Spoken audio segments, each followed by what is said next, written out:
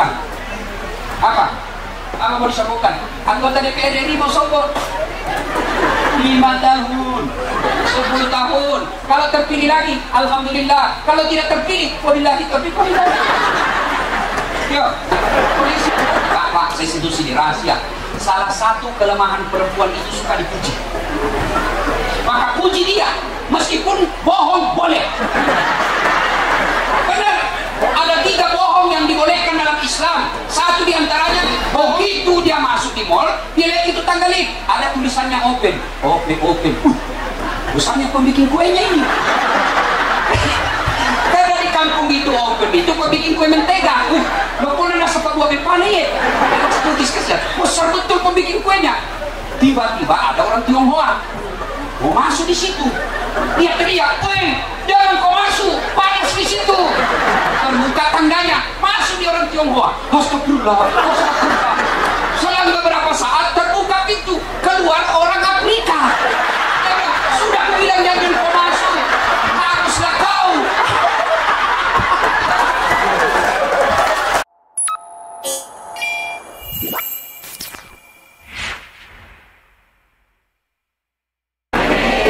Hari ini kita peringati tahun baru Islam yang ke-1444, yang biasa kita juga kenal dengan peristiwa hijrahnya Nabi. Pindah Nabi dari Mekah ke Madinah. Begitu sampai di Madinah, Nabi kumpul para sahabat, baik yang Ansor, orang penduduk asli Madinah, maupun muhajir, orang-orang Islam yang ikut dari Mekah pindah ke Nabi. Jadi ada 2 golongan, kaum Ansor, kalau sekarang kira-kira penduduk pribumi, dan kaum muhajir, pendatang. Dikumpul oleh Nabi, lalu Nabi pidato, saudara-saudara sekalian, mau tidak saya tunjukkan amalan, perbuatan yang kalau kalian lakukan maka kalian akan sukses, selamat dunia, selamat akhirat. Ibu-ibu saya tanya, mau sukses dunia akhirat? Mau? Yang disebut sukses dunia akhirat, dia jaya di dunia, kaya di dunia, pejabat di dunia, insya Allah di akhirat masuk surga. Ada orang pejabat di dunia dibakar di neraka. Ada orang kaya di dunia tapi penghuni neraka di akhirat. Kita tidak mau begitu. Yang kita harapkan di dunia hasanah, wa fil akhirati, selamat dunia, selamat akhirat. Nanti tanya, mau kok sukses dunia, sukses akhirat? Seluruh sahabat menjawab, mau ya Rasul. Kalau mau saya kasih kalian 5 tips, 5 amalan. Apa itu? Yang pertama kata Nabi, utlubul ilma, tuntut ilmu pengetahuan, belajar dan belajar. Ali bin Abi Thalib, sahabat Nabi yang paling cerdas, ditanya, ya Imam Ali, kalau kau disodorkan antara harta dengan ilmu, kamu pilih mana? Ibu-ibu, kalau Pak Sofyan Tan Sadat tanya, ibu-ibu, kalau pilih handphone iPhone 13 dengan kitab Durratun Nasihin, ibu-ibu pilih mana? Kita pencitraan. Pasti kita pilih apa? Ini Ali, kau pilih harta atau ilmu? Ali dengan mantap menjawab, saya pilih ilmu. Kenapa pilih ilmu? Ali menjawab, ada 3 kali ilmu dibanding harta. 1, dengar baik-baik ada ini.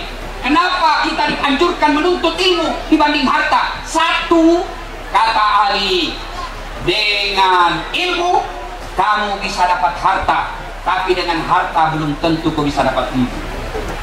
Contoh, ada orang di kampung saya, kaya sekali, juragan tambak, tapi tidak ada sekolahnya. Diajarlah membaca sama cucunya, diberikan buku yang besar, ada gambarnya, disuruh belajar. Baca nek, PFP tambah P, SO, so, Pepso, DEDT, apa bacanya? Odol. Nah dia kampungnya dilembel. Iya kan? Ini banyak duitnya. Dibawa lagi dia. Waktu itu saya ingat, saya masih SMP, masuk wartel di kampung, belum ada handphone, warung telepon namanya. Dia datanglah ke wartel, dia mau telepon anaknya di Makassar. Dia buka nomor teleponnya, dia simpan di meja, langsung dia berteriak, halo, bapakmu nak, halo. Dalam hatiku, bagaimana mau nyambung? Dia tidak pencet dulu nomornya. Saya bilang dia pencet dulu, kalau ada saya nak pencet. Saya pencet dan bilang lagi, halo. Ternyata yang untuk di telinga dia simpan di mulutnya, yang untuk di mulut dia simpan di telinganya. Dia teriak lagi, halo, halo. Dia tidak dengar. Saya bilang, Haji, terbalik Haji, terbalik. Dia bilang lagi, doha, doha. Bukan halonya terbalik, ini tempat telinga. Ini banyak duitnya tapi nongol. Iya toh. Dibawa lagi pergi rekreasi di Makassar. Namanya orang kaya, dibawalah dia ke mall. Tahu mall ibu? Pasar modern. Sampai di mall dia lihat tangga lift. Tahu tangga lift? Dia naik terus. Begitu dia masuk di mall, dia lihat itu tangga lift. Ada tulisannya open, open, open. Besarnya pun bikin kuenya ini. Kan dari kampung itu open itu kok bikin kue mentega. Lo pun ada sepak dua bepane ya. Satu diskus ya. Besar betul pembikin kuenya. Tiba-tiba ada orang Tionghoa mau masuk di situ. Dia teriak, "Woi, jangan kau masuk, panas di situ." Terbuka tangganya, masuk dia orang Tionghoa. Astagfirullah, astagfirullah. Selang beberapa saat terbuka pintu, keluar orang Afrika. Sudah bilang jangan kau masuk, haruslah kau. Tidak kalau kita dongok, banyak duit tapi tidak ada jaminan kita bisa cerdas. Tapi kalau kita cerdas, insya Allah dengan duit kau bisa dapat, dengan sekolah kau bisa dapat duit. Mana contohnya? Masya Allah. Sekarang karena krisis ekonomi, aftur naik. Tahu aftur? Bensinnya kapal terbang. Mahal tiket. Orang sekarang bingung mahal tiket. Das Atlantik tidak pernah bingung soal tiket. Kenapa? Saya kemana-mana gratis, tidak pernah beli tiket. Saya datang ke Medan, tidak pernah pikir tiket. Siapa yang belikan? Sofyan Tan. Hebatnya lagi, pergi tidak bawa uang, pulang. Gara-gara apa? Ini. Maka adik-adik sekalian, kalau kau mau dapat uang, belajar kok. Jangan pernah putus asa. Bapakmu miskin, Allah maha kaya. Bapakmu miskin, Allah maha pemurah. Tinggal kau doakan Pak Dr. Sofyan Tan dan keluarga sehat walafiat. Biarkan dia cari duit, kita nikmati duitnya. Salatullah, salatullah ala toha Rasulillah. Salatullah, salatullah ala yasin habibillah. Satu, dengan ilmu kau bisa dapat harta, tapi dengan harta belum tentu kau dapat ilmu. Yang kedua, kelebihan ilmu kata Ali bin Abi Thalib, ilmu dia yang jaga kamu, harta kamu yang jaga. Saya ada duit 5 juta, masukkan ke belek-belek. Tahu belek-belek?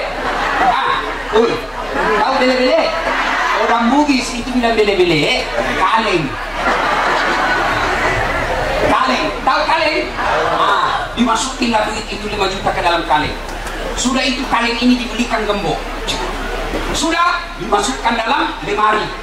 Lemari digembok juga. Sudah berapa gemboknya? 2. Keluar kamar, gembok lagi kamarnya. Berapa gemboknya? Keluar rumah, gembok lagi rumahnya. Berapa gemboknya? Keluar pagar, gembok lagi pagarnya. Sampai di pasar hilang kuncinya. Repot kita beli hari uangnya ada itu bang Pak. Nggak bisa tidur. Mana uang? Ini sudah uang ini. Mana. Iya kok. Setengah mati kau jaga itu uang. Tapi ilmu dia yang jaga kamu. Mana buktinya? Kemana-mana dikawal polisi. Tidak percaya itu ada Pak Yuda. Kawal saya bos.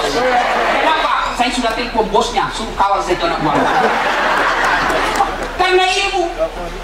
Maka kalau uang kamu yang setengah mati jaga, tapi kalau kau punya ilmu, ilmumu itu yang jaga kamu. Yang ketiga, kata Ali bin Abi Thalib, harta kasih orang berkurang, ilmu kau kasih orang tambah. Punya uang 5 juta, kasih teman 3 juta, uang pasti kurang, tinggal menjadi 2 juta. Tapi punya ilmu, saya tahu Al-Fatihah, Saya tahu doa saku jaga. Saya ajarkan anak santri saya ajarkan ke majelis taklim. Ayo dek, ayo berdoa. Allahumma ghafir lana wa liwalidayna warhamhuma kama rabbayana shaghira. Doa itu. Saya ajarkan ke doa saku jaga. Rabbana atina fid dunya hasanah wa fil akhirati hasanah wa qina adzabannar. Begitu dia hafal juga doa itu, ilmu bertambah. Tidak ada ustaz, ayo nak hafal fid dunya hasanah wa fil akhirati hasanah. Sudah hafal. Mana ibuku saya ini? Mana Fatihahku? Tidak mungkin. Iya toh? Maka harta kasih orang kurang, ilmu kasih orang nambah. Itu menurut Imam Ali. Lalu menurut Al-Quran, apa kelebihan orang yang punya ilmu? Allah jelaskan dalam Al-Quran, yarfa'illahu alladhina amanu minkum walladhina utul ilma darajat. Allah angkat derajat. Mana buktinya? Coba kau lihat. Biar saya terlambat datang, pasti di depan dulu. Ustaz, di depan Ustaz. Bapak ibu dari dulu datang dari saya toh. Bayangkan, sudah terlambat, kursinya khusus warna putih dan ada mejanya. Di atas meja ada kuenya. Itu baru di dunia Allah sudah nampakkan derajat beda. Allah. Dulu makan dulu. Waktu saya kecil di kampung, kalau ada pesawat lewat, itu saya lari, Pak. Kapal. Waktu itu saya bilang, apakah saya mungkin bisa naik pesawat saya mati? Apakah memungkinkan saya bisa naik pesawat sekali sebelum saya mati? Itu dulu waktu saya kecil. Alhamdulillah dengan ilmu yang saya miliki sekarang, Pak, capek saya naik pesawat. Menyambung cerita Pak Sofyan tadi. Itu mestinya 2 hari yang lalu saya pergi umroh pakai pesawat pribadi. Kalau pesawat pribadi yang punya, mau-maunya dia. Tapi karena menghormati acara ini, saya bilang biarlah saya menyusul. Nanti malam Ahad baru saya menyusul Bapak Haji ke sana. Kenapa? Karena ini nikmatnya dakwah di tempat ini. Saya menghormati Pak Sofyan. Beliau saja tidak sering keyakinan sama kita, tapi mengundang das atlatif berkat pengetahuan dan informasi dari beliau. Dikenalkan sama istrinya. Ustaz, istri saya tidak pelajar, Pak. Karena mudah sekali beliau, Masya Allah. Nah, ibu bapak, saudara-saudara sekalian, maka adik-adikku, ayo belajar. Allah angkat derajat orang yang punya ilmu pengetahuan, baik di dunia maupun di akhirat. Ketiga, apa kelebihan ilmu pengetahuan? Setelah Umar Ali jelaskan, Al-Quran menjelaskan. Lalu apa kelebihan ilmu lagi? Coba kita lihat ilmu pengetahuan. Dengan ilmu pengetahuan, insya Allah hidup kita jauh lebih baik. Dulu saya pernah jadi cleaning service. Saya pernah menjadi pegawai catering. Itu di Halaman Harimau Lorong 77A, namanya Bapak Reza yang punya catering, orang bau-bau. Bapak Reza kasih kerja saya, nggak usah kok gaji saya cukup dikasih makan 2 bersaudara 2 kali 1 hari, saya yang bawa catering. Waktu itu tidak ada yang menghormati kita. Setiap saya masuk bank, ada itu security-nya, ini bikin kotor, boleh samping. Sekarang itu security masih jadi security sekarang. Kalau saya pergi ceramah di bank itu jadi ustaz kok sekarang ya. Coba membuat hidup kita lebih mudah. Maka adik-adik sekalian, belajar. Memang susah saat belajar. Menghafal, disiplin, bangun lebih awal, tidur terbatas, menghafal pelajaran, mengerjakan latihan-latihan. Tapi insya Allah, Allah angkat derajatmu dengan ilmu itu. Orang yang menuntut ilmu pengetahuan, apa kata lagu? Berakit-rakit dahulu, berenang-renang ke tepian, sakit-sakit dahulu, susah-susah dahulu, lalu kemudian berbahagia. Itu dulu kita, lagu-lagu kita dulu memang mendidik. Zaman saya kecil lagunya bagus-bagus. Lagu-lagu apa? Mengapa minuman itu haram? Karena merusak kepikiran. Mengapa berzina juga haram? Karena itu cara binatang. Kenapa semua yang asik-asik itu diharamkan? Kenapa semua yang enak-enak juga diharamkan? Apa jawabannya? Itulah perangkap setan, umpannya ialah bermacam-macam kesenangan. Kita waktu kecil lagunya lagu dakwah, lagunya lagu nasihat. Sekarang lagunya anak-anak apa? Pikiranku tak dapat ku mengerti, kaki di kepala di kaki atas kodong.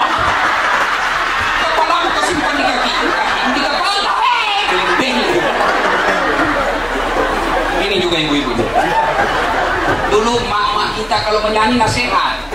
Insaflah wahai manusia, bila dirimu bernoda. Itu lagunya ibu-ibu dulu. Lagunya kalau ibu lagi, kalau lagu pop, mungkin Tuhan mulai bosan melihat tingkah kita yang selalu salah dan bangga dengan dosa-dosa. Itu lagu ibu-ibu dulu. Nggak ada majelis taklimnya, nggak ada baju seragamnya, jilbabnya juga pakai handuk deh. Ibu-ibu dulu tapi ya ibu. Iya, tapi lagunya lagu-lagu nasihat. Sekarang ibu-ibu majelis taklimnya 4 kali juga ceramah sebulan. Tapi apa lagunya? Putar ke kiri, nona, putar ke kiri. Sekarang kanan. Kau ketawa karena kau sebut celaka. Apa yang kau mau dapat itu kiri. Kanan. Olahraga katanya, olahraga majelis taklim. Apa majelis taklim dilarang olahraga? Tidak, olahraga supaya kau sehat, suamimu bahagia. Tapi jangan melanggar syariah. Olahraga, bajunya sempit, tapi pakai rok sempit juga, pakai jilbab, tapi jilbab sempit. Di depan ada ibu-ibu, bapak-bapak di belakang. Ibu-ibu di depan 1, 2, bapak-bapak di belakang 3.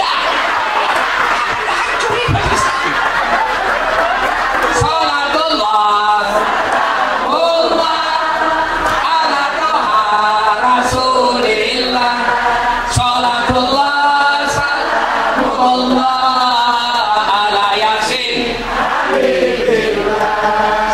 Jika kalian mau sukses, tuntut ilmu pengetahuan. Coba berkaitan dengan ibadah. Mana bisa kita ibadah dengan baik, berhubungan kepada Allah, baik ibadah kalau tidak ada ilmu? Ada yang orang sholat begini, Allah. Sebenarnya apa lagi itu? Yang satu Tuhan. Sedang di mana aku baca, dia nenek bukan Nabi. Ada lagi yang begini, Allah. Ya tapi kan saya tanya apa lagi itu, dia bilang ini Ustaz saya tulis Allah. Oh iya tulisan Arab kok. Oh iya Allah. Saya bilang apa dalilnya? Dia bilang enggak, nenek tanya nenek Nabi. Ini juga bisa terjemahkan Allah juga kosong.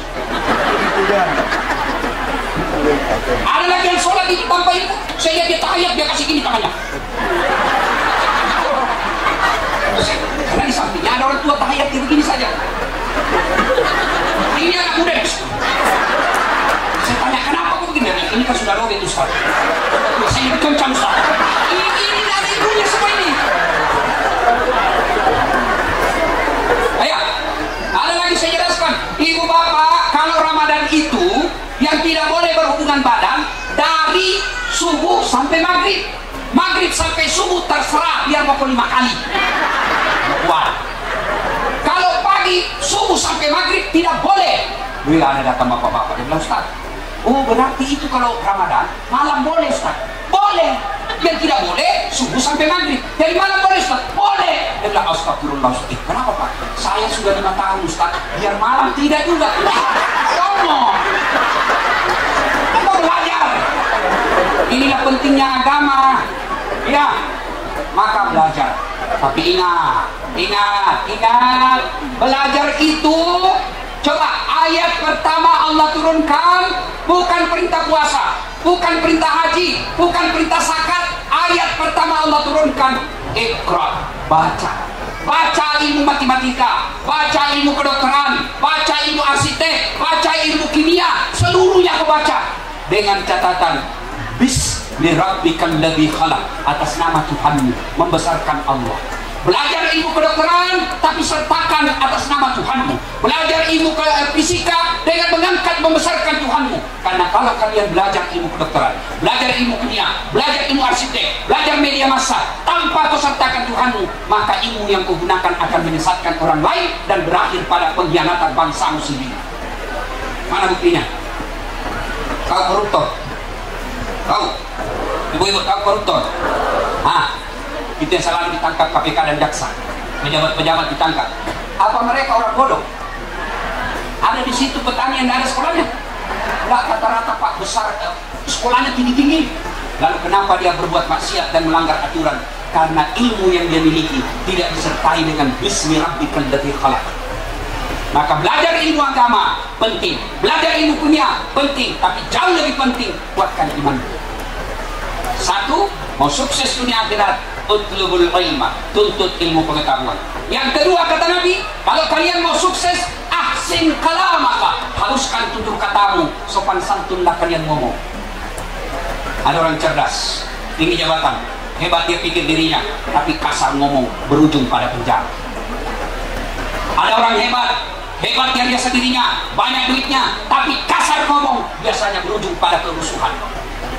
Maka kata Nabi, kalau kalian mau sukses, haluskan tutur katamu.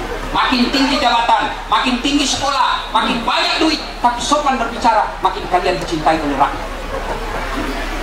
Kadang-kala saya heran, kita sopan bicara sama orang lain, sementara kepada keluarga sendiri kita kasar. Mana buktinya? Banyak laki-laki, suami sopan betul itu bicara sama istrinya orang, sama tetangga. Gimana kabar bu? Assalamualaikum. Selamat pagi bu. Itu sama tetangga. Sekali sama saya, bodoh ini, si gendut. Astagfirullah. Istrinya dibilangi gendut. Ada begitu suami ibu? Ada? Sabarlah. Mau apa? Pak, biasanya kita laki-laki tidak tahu memuliakan istri. Ini Pak Sofyan, Pak Prof JJ, Das Adlatif, kita semua ini laki-laki, bukan kita semata yang hebat, tapi karena istri kita sabar dalam mendampingi kita. Tenang tuh, saya bela malam ini.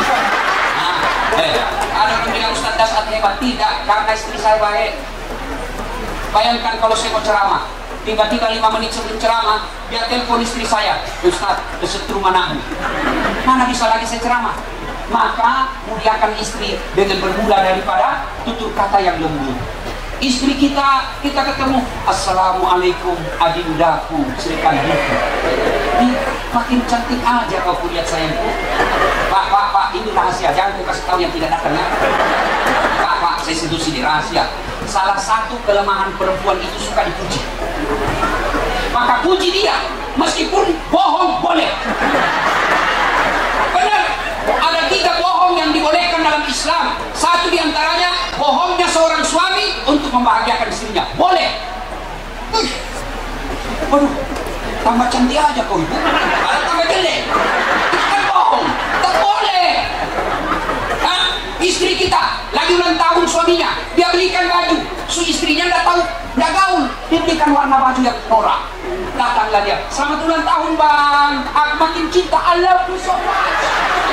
Ini hadiah pernikahan, ini hadiah ulang tahunmu bang, aku beli di Jakarta, ini bang. Dia buka, jadi betul warnanya. Dalam hati suaminya toh, maka begitu istri bertanya, gimana bang? Boleh bohong. Waduh, Allah Akbar, gila warna, tidak ada samanya di Medan. Tidak ada kata jelek toh. Wow, makin cerdas memang kau. Bagaimana aku bisa melupakanmu sayang? Itu bohong seperti itu ibadah. Bahkan bapak kalau jujur waktu itu dosa. Memang kau goblok. Bagaimana hancurnya perasaan istri? Sudah bela-belain beli hadiah, digoblok-goblokin. Maka bohong untuk membagikan istri boleh. Tapi Mbak ada yang bilang, Ustaz, bagaimana kalau kita punya istri kuat? Bukannya istri kau, tidak. Ini jangan salah arti. Pak, muliakan istri dengan bertutur kata yang puji istri. Rasulullah, berapa istri Nabi Pak? Berapa? Pura-pura ini bunda tahu. Ibu, berapa istri Nabi? 11.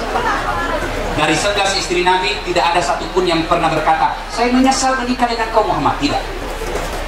11 istri Nabi, tidak ada yang dipanggil namanya. Semua dipanggil kasih sayang oleh Rasulullah. Yang hanya Nabi memanggilnya. Aisyah, istri paling muda beliau panggil Ya Humaira, yang kemerah-merahan pipinya. Maka bapak, mulai hari ini, panggil istri dengan panggilan kasih sayang. Wahai istriku yang termancung hidungnya di lorong 3. Mancung hidungnya sudah, ya giginya kau lihat, justru giginya yang mancung. Tidak ya, kau lihat giginya, lehernya lagi cari bagusnya lah. Wahai istriku yang terputih di lorong 2. Coba kau lihat, yang terlalu jujur. Mentang-mentang istrinya hitam, tam, kau hitam. Kata istrinya apa PC? Ya, tutur kata yang lembut. Di sini ada guru, lebih 200 orang. Tidak mungkin murid kita pandai bertutur kata yang lembut kalau gurunya kasar. Ada kadang-kadang guru, ayo adik-adik, anak-anak, tidak boleh bicara kasar. Lama-lama anak didiknya bikin marah-marah, dia, bodoh memang kamu begitu.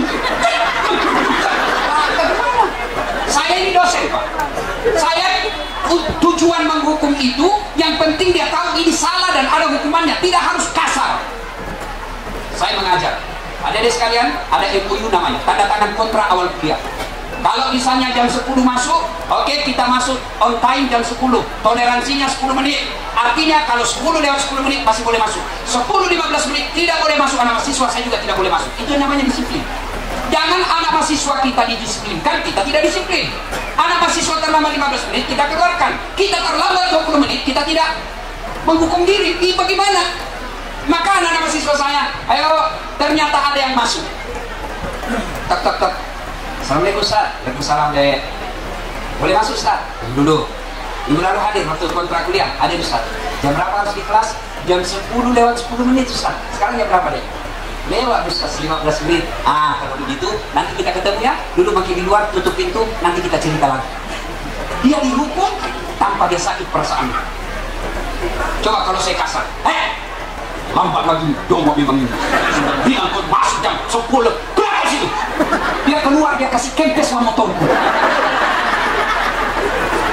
Maka kalau mau sukses ibu bapak guru, tutur kata yang lembut. Tidak ada yang orang yang terhormat karena dia kasar ngomong, dan tidak ada orang yang hina karena dia lembut bicaranya. Mana bukti? Rasulullah itu paling lembut ngomong. Sampai detik ini tidak ada orang Islam, nggak tahu kalau agama lain, yang tidak memuliakan Nabi. Abu Jahal kasar ngomong, sampai sekarang tidak ada yang senang. Fir'aun, tahu Fir'aun, kasar ngomong. Raja, bangsawan, kaya, kasar ngomong, tidak ada yang senang. Bahkan dilaknat oleh Allah sampai detik ini, dilarang nanti masuk surga. Tidak ada yang senang Fir'aun, gara-gara kasar ngomong. Mana buktinya? Sampai detik ini tidak ada orang Medan mau kasih nama anaknya Fir'aun.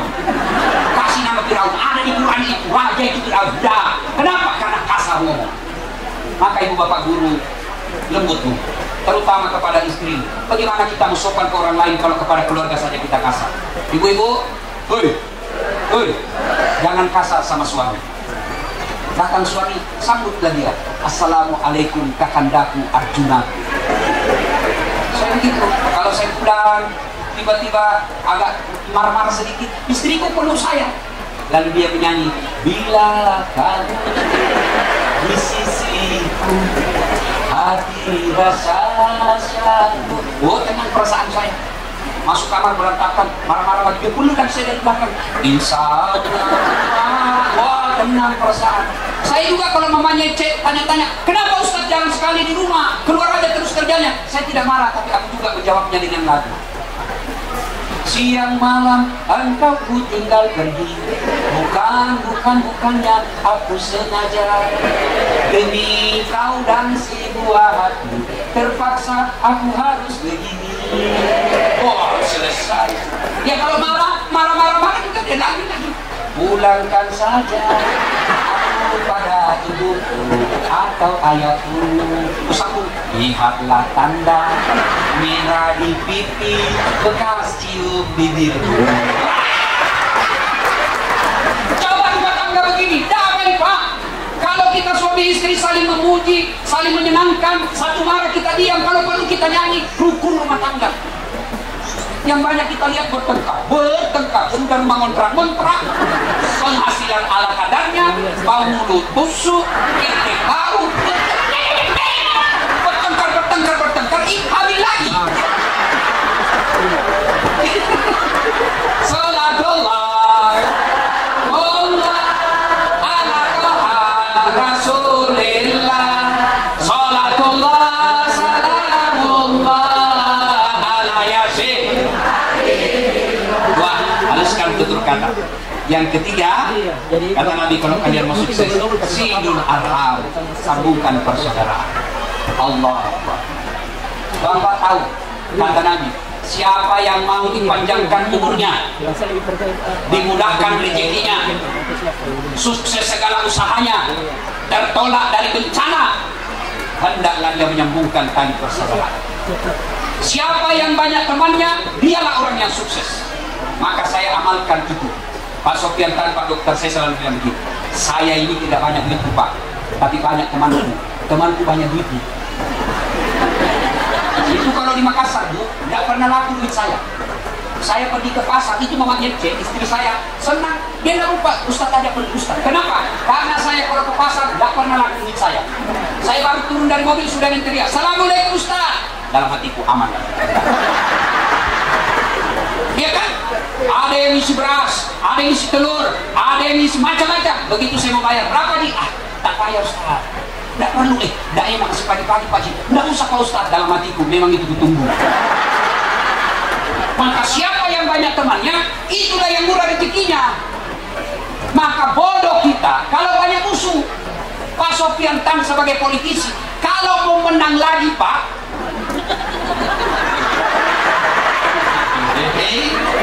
biarkan orang musuhi Bapak, biarkan orang maki-maki Bapak, biarkan orang tidak senang sama Bapak, yang penting Bapak tetap baik sama orang. Itu prinsip saya. Biar Ustaz, dia tidak senang kami itu Ustaz. Kenapa kau bilang begitu deh? Dia cerita-cerita jelekmu di warung. Oh dia senang saya itu. Apa maksudnya? Karena nanti dosa-dosaku dia ambil. Orang yang cerita kejelekan kita, nanti ketika kita wafat, dia ambil dosa-dosa kita, kita ambil amalnya. Maka kalau ada yang ceritain Pak, tenang, biarkan dia yang jahat, yang penting kita tetap baik. Itulah cara memupuk persaudaraan. Ya. Ibu bapak, Nabi kata begini, umatku itu seperti badan ini. Coba lihat badan kita Pak, tangan kanan gatal tanpa disinggung, kiri yang gatal. Tangan kiri yang gatal tanpa diundang, kanan yang gatal. Gatal dua-duanya, kerja sama. Iya toh. Contoh, ada anak muda pergi menyatakan cinta malam Ahad, jalan-jalan tiba-tiba terhantu kakinya, kaki terhantu, seluruh tubuh ikut merasakan. Kakinya terhantu, yang pertama langsung mulut, yang kedua mata langsung terlibat, dia cari, yang ketiga mulut meniup, yang keempat tangan mengusap. Padahal kaki yang bermasalah, seluruh tubuh ikut merasakan. Ya toh, tidak ada orang tahan tuh kakinya. Rasa kamu, jangan kau sendiri. Begitulah kita di Yayasan Sultan Iskandar Muda. Satu sakit, yang lain ikut merasakan. Satu bermasalah, yang lain ikut berpartisipasi. Jangan seperti tahan tuh kakinya. Ya, tahan tuh rasa tuh. Pak Bu, kalau mau memupuk ukhuwah persaudaraan, itulah yang cara terbaik membangun persatuan. Di kampus ini, di lokasi ini, di yayasan ini, kalau mau tumbuh berkembang sampai ribuan tahun, harus memupuk persaudaraan. Persaudaraan itu tidak mungkin muncul kalau ada satu sombong di dalamnya. Tidak mungkin. Apa yang mau disombongkan? Apa mau disombongkan? Anggota DPRD ini mau sombong 5 tahun, 10 tahun. Kalau terpilih lagi, alhamdulillah. Kalau tidak terpilih, wabillahi taufiq walhidayah. Yo, polisi mau sombong, polisi mau sombong, ada batasnya. Apa batasnya? Pensiun. Ustaz Dasar mau sombong, apa yang kamu sombongkan? Dasar, kamu hebat seperti ini bukan karena cerdas, bukan karena hebat, tapi kamu ada yang nonton. Bayangkan kalau saya ceramah di sini Pak, berapi-api 2 jam, saudara-saudara, tidak ada yang nonton. Orang lewat, sudah lama gini itu Ustaz. Apa yang kita sombongkan? Kata saya heran kalau ada ahli agama, tinggi sekolah, tapi sombongnya minta ampun. Wa ma utitu minal ilmi illa qalila. Saya tidak berikan kamu ilmu kecuali sangat sedikit. Maka saudaraku, kesombongan itu bisa membutuhkan tali persaudaraan. Bersatu lagi. Kalau kita kompak, segalanya bisa kita lakukan. Tidak mungkin ada kekuatan tanpa persatuan. Tidak mungkin ada persatuan tanpa persaudaraan. Coba kita lihat di sini. Tadi, sebelum saya ke sini, saya mampir lihat ada masjid, ada vihara, ada gereja. lalu di bawahnya ada pohon, di bawahnya pohon itu ada kemudian ditulis tumbuh bersama. Artinya apa? Mari kita bersama-sama membangun yayasan ini. Ada yang menjadi tangan, ada yang menjadi lidah, ada yang menjadi mata, ada yang menjadi kaki, berbeda-beda tempat, tapi kita satu tujuan. Coba lihat mobil. Anggap mobil itu yayasan kita. Anggap mobil itu tempat kita. Ada yang jadi sopir, ada yang jadi setir, ada yang jadi gas rem. Tapi tidak boleh ada yang merasa lebih hebat dari saya. Ketua yayasan tidak boleh merasa saya lebih hebat dari guru. Karena biar bapak hebat ketua yayasan, kalau tidak ada guru, tidak mungkin Pak Sofian kan masuk kelas sampai sore pingsan Pak.